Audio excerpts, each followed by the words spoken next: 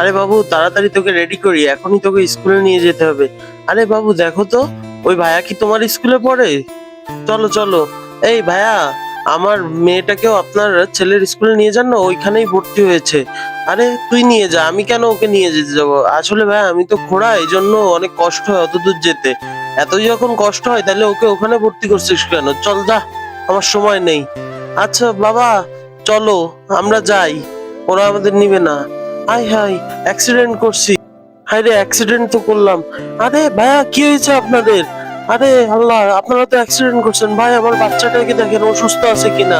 ভাই আপনি টেনশন নিয়েন না ভাই, যেভাবে হোক আপনাদেরকে আমি হসপিটালে নিয়ে যাব। বাবু তাড়াতাড়ি উঠো, তাড়াতাড়ি উঠো। চলো চলো, হসপিটালে যেতে হবে। ভাই আপনি আমার এত বড় উপকার করলেন, আমি আপনাকে করলাম না। ভাই এখন ওইসব কথা বলার সময় নেই, বাবুকে তাড়াতাড়ি হসপিটালে নিতে হবে। এইভাবেই মানুষের উপকার করলে জীবনে কখনো দুঃখ আসে না।